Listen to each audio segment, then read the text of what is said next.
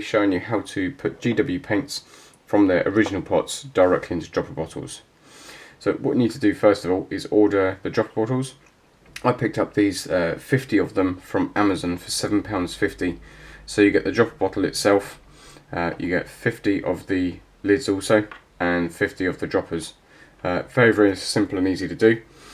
I'm using the air today, just to show you how to do an air one, and I'll explain exactly how I've done it. This is all that you need here, and a little bit of tissue also to obviously wipe down the top of the bottle after you've transferred the paint from the GW directly into the dropper bottle. So first things first is to make it easy, obviously give the pot a shake, and then what you need to be doing is at the back here you just need to simply be cutting these two tabs at the back that keep the lid on. What this does, it just enables us to get the lid right off, so it's much easier, it doesn't get in the way when we're actually pouring it into our dropper bottle. So once you've given it a shake, simply pop it open like so, and then from there all we're going to be doing is pouring it directly into here. Now as you're all aware, the air version is it's more watered down, it's not so thick. If you're doing the normal layer paints, something like that, then all you need to do is simply use a bit of airbrush flow improver. So do your first pour into the dropper bottle, and then after you've done that, then pour some flow improver directly into the pot, pop the lid back on, give it a shake, and then that will then just mix the last few bits about and collect anything in the bottom, and then pour it directly into here.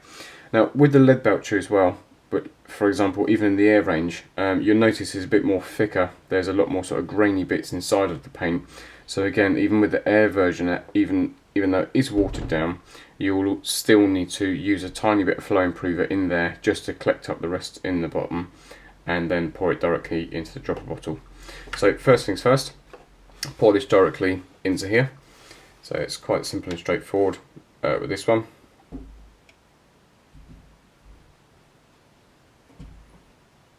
There we go, so quite simple.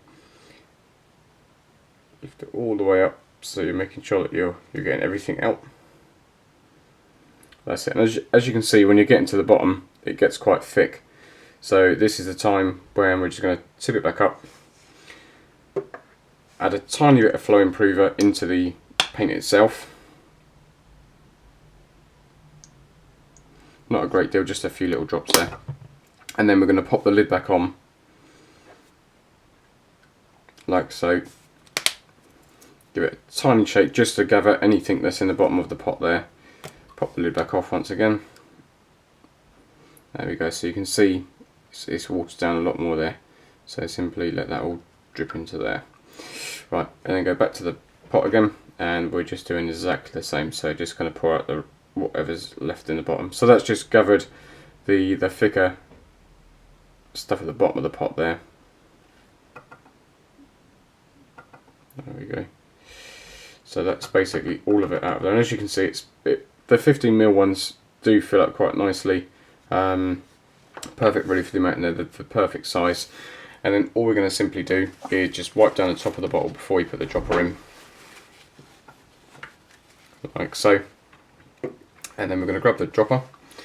That then simply pushes in the top there like so. And then with the lids, they all come with this little catch bit on the bottom here. We just need to take that off and pop that to the side and simply screw the lid on. And then pop the lid back on, stop our hands getting all dirty. And then all we're doing is we're unpeeling these off. These come off really easily, the stickers on the bottles, so there's no real problem with getting them off.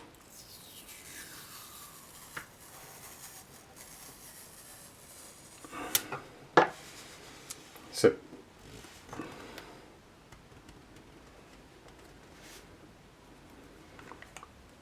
make sure it's on straight.